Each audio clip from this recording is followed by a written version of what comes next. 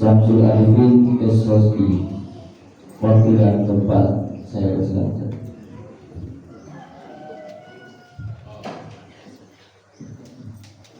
Bismillahirrahmanirrahim. Assalamualaikum warahmatullahi wabarakatuh.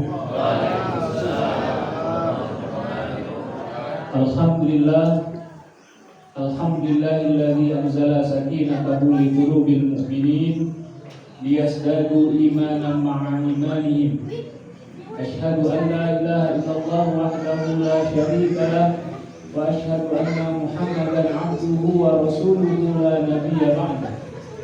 Assalatu wassalamu daimani mutalazimani ila habibina Muhammadin wa ala alihi wa ashabihi wa man tabi'ahum bi ihsani ila yaumiddin. Rabbi shrah li sadri wa yassir li amri wahlul 'uqdatam min lisani yafqahu qawli, amma ba'd. Alhamdulillah, segala sanjung puji milik Allah Subhanahu wa taala yang dengan nikmat hidayah, kesehatan dan kesempatan darinya sehingga orang bisa hadir di tempat mubarakah ini, melaksanakan kembali, menghidupkan kembali apa yang sudah dirintis oleh beberapa orang tua kita, guru-guru kita, yang semoga para guru kita mendapatkan kebaikan dari amal jariah yang dikerjakannya, dan orang semuanya itu bisa istiqomah dalam melanjutkan kebaikan. Selanjutnya salawat serta salam semoga senantiasa tercurah kepada junjungan kita Nabi Muhammad SAW, kepada keluarga, sahabat, dan terus perjuangan beliau hingga akhir zaman. Dan semoga Allah memasukkan orang semua ke dalam golongan orang-orang yang mau dan mampu melanjutkan risalah perjuangan beliau pun dengan penuh keikhlasan, dengan penuh keisahan. Yang saya hormati Ketua BTM Masjid Cordoba, Prof. Muhammad Idris rahimani rahimahullah.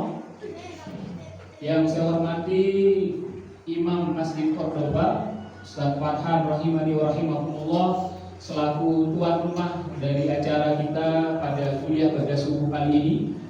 Yang saya hormati seluruh pengurus BTM, ketua BTM, dan seluruh pengurus BTM dari peserta kuliah pada subuh pagi hari ini, beserta seluruh imam-imam dan pegawai syarah dari masjid-masjid yang hadir pada acara kuliah pada subuh pada hari ini, dan seluruh jamaah hadirin hadirat rahimani wa rahimakumullah, yang kita doakan semoga Allah senantiasa memberikan rahmat kepada kita semua.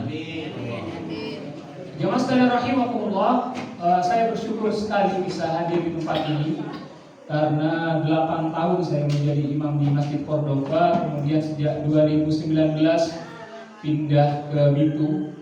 Alhamdulillah bisa berkumpul lagi, melihat wajah-wajah yang tadinya ya sering berjumpa, jarang kemudian berjumpa, sekarang kemudian bisa kita berjumpa kembali dalam suasana yang biasanya orang dapati. Dan jemaah sekalian rahimakumullah, ini juga mengingatkan bagaimana salah satu orang tua kita, guru kita, Pak Nasir Pomalimu rahimahullah, yang telah kemudian menggagas acara ini.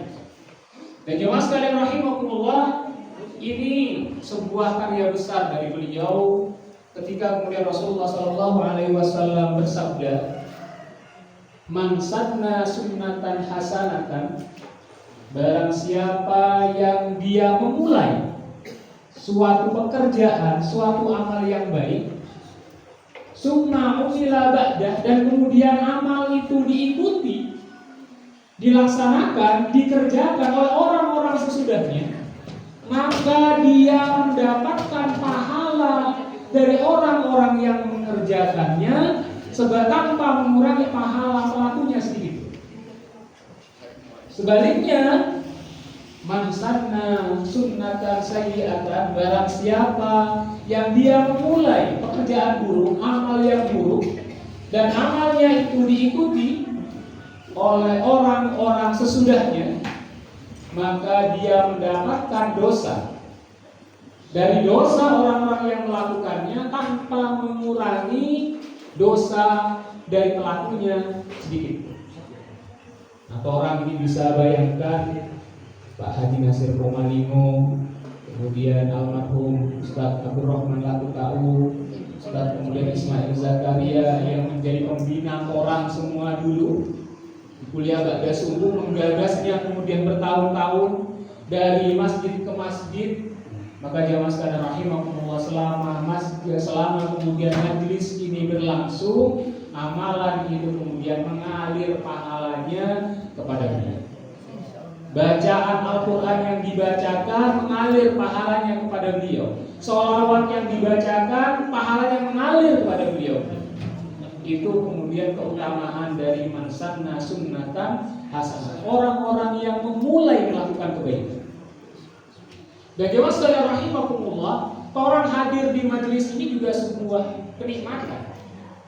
Karena juga Rasulullah SAW bersabda, man salaka tariqan yaltamisu fihi ilman sahhalallahu lahu tariqan ilal jannah. Barang siapa yang melangkahkan kakinya menuju majelis-majelis ilmu, maka Allah akan memudahkan langkahnya menuju surga. Jadi barang siapa yang melangkahkan kakinya menuju majelis ilmu, maka Allah akan mudahkan jalannya menuju surga. Jadi hadir di majelis ilmu ini jalan paling mudah menuju surga. Kenapa paling mudah?